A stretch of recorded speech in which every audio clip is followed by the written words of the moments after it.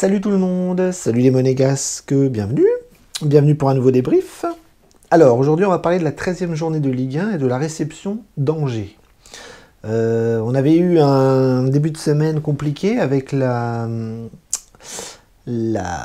désillusion hongroise, on va dire, avec le match nul 1-1 à Ferencváros. Et on n'était pas content du contenu, on n'était pas content du résultat, on n'était pas content du classement de Ligue Europa, enfin on n'était pas content de la série non plus actuelle où ça faisait 4 matchs qu'on gagnait plus. Et donc il fallait réagir parce que c'était le dernier de Ligue 1, parce que on devait absolument s'imposer naturellement pour retrouver un peu de points, de confiance et un peu de sérénité dans une équipe qui ne tourne plus beaucoup. Donc pour ce faire, le contexte était plutôt bon parce qu'on n'avait que 2 absents, Aguilar toujours blessé et Camara suspendu. Et on se disait qu'en l'absence de Camara, Matazo pouvait largement faire l'affaire face au dernier de Ligue 1. Donc la composition est tombée, et là on a été surpris parce qu'il n'y avait pas le 11 titulaire, il avait beaucoup changé. C'était presque une équipe B qu'il avait mis avec des remplaçants qui étaient titulaires. Donc par contre, il repartait en 3-4-3 avec donc Nubel dans les buts, Maripane, Dissassi, Sarr, défense centrale. Sur les côtés, Jacobs et Akliouche. Milieu de terrain, Matazo avec Fofana. Et devant, on avait Minamino, Mbolo et Ben Yedder. Donc voilà, il y avait beaucoup de changements. C'était pas forcément ridicule par rapport au fait qu'on avait joué jeudi, qu'il fallait faire souffler certains, et puis par rapport au fait que de temps en temps, il faut que les remplaçants jouent, parce qu'avec Clément, les remplaçants jouent pas beaucoup. Et donc on avait une équipe voilà, un petit peu bricolée, un petit peu surréaliste, et on attendait un petit peu le coup d'envoi pour voir ce que ça donnait. Eh bien, nous avons gagné. L'objectif est atteint, enfin, on a retrouvé le chemin de la victoire, les buts, on n'en a pas pris, on a gagné 2-0, c'est un score minimum par rapport à une prestation aussi minimum, parce qu'on va analyser un petit peu le contenu, et je dois dire que c'est pas fameux ce qu'on a vu encore une fois.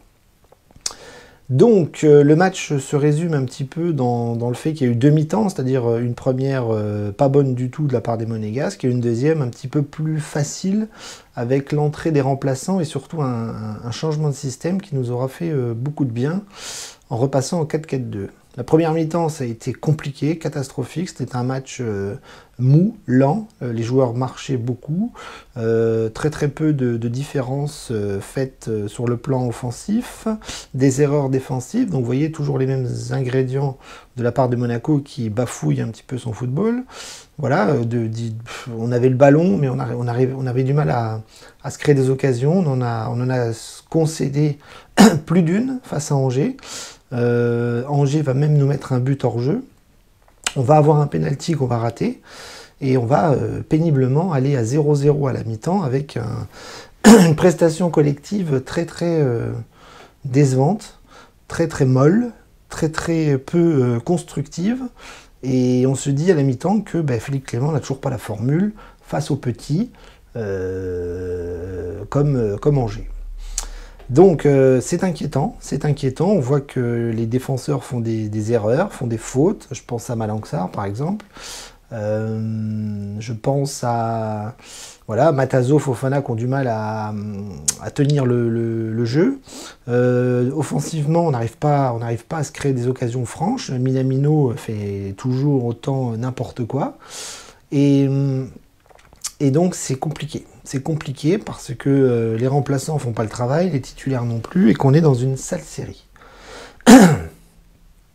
Donc, la mi-temps arrive, et là, changement de système, changement de joueur, c'est-à-dire que Sarr sort parce qu'il a pris un carton jaune, Vanderson rentre, on repasse à 4 derrière, c'est-à-dire Vanderson sur un côté, Jacobs sur le côté gauche, j'espère que je ne me suis pas trompé dans la compo, non, c'est bien Jacobs qui est sur le côté gauche, et donc tout ça va vite apporter du sang neuf, avec retour aux 2 attaquants Mbolo et Ben Yedder, et donc Akliouche qui est encore là, et donc ça va aller mieux, c'est-à-dire qu'on va marquer très vite, c'est-à-dire que sur un ballon sur le côté droit, Vanderson va Le nouveau rentrant va centrer très très fort sur Mbolo, qui va la pousser du genou, je crois, au sol, et va ouvrir le score et va marquer. Donc là, ça va mieux, ça y est, le premier but est marqué. Et petit à petit, voilà, on va commencer à tenir un peu plus le ballon, à jouer un petit peu plus sereinement. Golovin et Caio Henrique vont vite rentrer dans la rencontre aussi. Volland va rentrer. Et là, ça va aller beaucoup mieux, voilà, c'est-à-dire qu'on va quand même être beaucoup plus serein. Golovin va même mettre un deuxième but assez joli. Une petite frappe enroulée dans la lucarne, voilà, c'est assez simple de rentrer dans les 20 mètres pour Golovin et de frapper. Et donc ça rentre à 2-0, le match est plié, et on va aller tranquillement vers la 90e minute et remporter le match. Voilà. Mais voilà, on n'a pas brillé, ça n'a pas été flamboyant. La première mi-temps a été compliquée. Les Angevins ont eu quelques occasions ici et là, puis en deuxième, ça a coulé un petit peu plus grâce à l'entrée des titulaires et au changement de système. Voilà. Donc on va retenir les 3 points, on va retenir la victoire, parce que dans le jeu, encore une fois, ça n'a pas été fameux. Alors, si on analyse un petit peu les joueurs, on voit qu'il y a eu du bon et du moins bon. Moi, je pense que globalement, les remplaçants de d'habitude n'ont pas apporté grand-chose. On critique beaucoup Philippe Clément qui met quand même souvent les mêmes joueurs titulaires, mais on voit que quand il met les remplaçants sur la pelouse, c'est pas forcément fameux et c'est pas forcément, ça va pas donner raison à l'entraîneur qui aurait forcément de la concurrence. Donc Nubel a eu très peu de choses à faire, hein, voilà, il n'a pas pris de but, il a eu des ballons assez faciles à capter, donc son match on va le passer très vite parce qu'il a été tranquille et qu'il n'a pas fait de boulette, il n'a pas pris de but, et voilà, pour moi c'est un match facile pour lui. Derrière, je trouve que Maripane et Malang Sarr n'ont pas fait un grand match, surtout Malang Sarr en première mi-temps qui a été un petit peu dépassé dans pas mal de phases de jeu. Il a fait des fautes, il a pris un carton jaune, il aurait pu nous coûter un but sur une erreur défensive. Maripane a fait aussi quelques erreurs ici et là, avec des passes à l'adversaire notamment, mais bon, globalement, il a tenu le match parce que les offensives angevines étaient assez faciles à carrer. Donc, je trouve que celui qui ressort un petit peu dans la défense centrale cet après-midi, c'est Disasi qui a été un peu plus présent dans la surface, dans sa surface côté droit. Sur les côtés, Jacobs et Akliouche ont eu beaucoup de mal à faire la différence. Jacobs, au début, montait beaucoup, mais alors il centrait très mal. C'est-à-dire que Jacobs, il a une qualité, c'est qu'il va très vite, mais techniquement, c'est très pauvre, et il a vraiment du mal à faire la différence sur des offensives où il s'agit de rentrer dans la surface, centrer correctement, trouver un adversaire, une tête ou je ne sais quoi, et voilà. Donc du coup, ça donne des prestations très limitées, avec une seule qualité, qui est la vitesse. Mais alors, défendre, c'est compliqué. Attaquer, c'est compliqué. Centrer, c'est compliqué. Faire la différence dans la surface, c'est compliqué. Donc voilà, il est sorti en deuxième mi-temps à la place de Caio, et on a vu la différence. Côté droit, Akliouche s'est bien battu. Il a pas forcément fait de grande différence, mais il a essayé de faire ce qu'il sait faire, c'est-à-dire conserver le ballon, éliminer, dédoubler un petit peu sur le côté droit et essayer de centrer quand il pouvait. Mais bon, ça a été, voilà, et physiquement, il n'est pas prêt, il est encore très frêle. Il s'est fait bouger ici et là. Il a été surtout sorti à la 70e minute parce qu'il était cuit. Il avait des crampes, ce qui donne la preuve qu'il s'est bien battu et qu'il a tout donné pour essayer de faire son maximum. Diatta est rentré à sa place. On n'a pas forcément vu la différence, si ce n'est que j'ai même l'impression qu'Akliouche a été plus en vue que Diatta dans ce match. Au milieu de terrain, milieu de terrain, c'est très bizarre parce que d'habitude, c'est Fofana qu'on voit un peu plus que Matazo. Et là, en première mi-temps, j'ai trouvé que Fofana, on ne le voyait pas. On voyait un petit peu plus Matazo qui essayait de récupérer les ballons, qui essayait de faire le ménage au milieu de terrain, mais avec beaucoup d'erreurs, beaucoup de déchets. Et du coup, j'avais l'impression de voir plus Matazo que Fofana. Et puis en deuxième mi-temps, c'était un petit peu l'inverse. On a revu un petit peu Fofana. Fofana qui a fait pas mal de bêtises aussi en deuxième mi-temps, où quand il récupérait le ballon, il voulait y aller tout seul. Il perdait le ballon sur la dernière passe. Des fois, il était statique, il se faisait récupérer le ballon. Donc j'ai pas trouvé que c'était un grand match de Matazo et de Fofana, même si, pour le coup, là, Matazo a été pour moi un petit peu au-dessus de Fofana.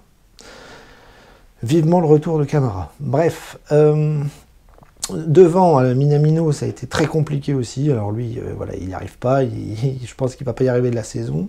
Il a essayé ici et là de centrer sur des coups de pied arrêtés complètement foirés. C'est-à-dire qu'au lieu d'enrouler sa balle, il tirait tout droit, ce qui arrivait toujours dans les bras du gardien. Dans le jeu, il se faisait bouger. Il essayait de combiner un petit peu dans les petits espaces, mais c'était très très brouillon. Et puis, sur 2-3 frappes où il s'est un petit peu illustré, le reste a été quand même assez pauvre. Et la rentrée de Golovin, là aussi, a montré la différence de niveau. Devant, Ben Yedder et Mbolo. Là, pour le coup, c'est Mbolo qui sort du lot parce qu'il a réussi à marquer. Ben Yedder a raté son penalty, ce qui donne une prestation un petit peu en dessous quand on est avant-centre. Donc, voilà, Mbolo un peu mieux que Ben Yedder aujourd'hui.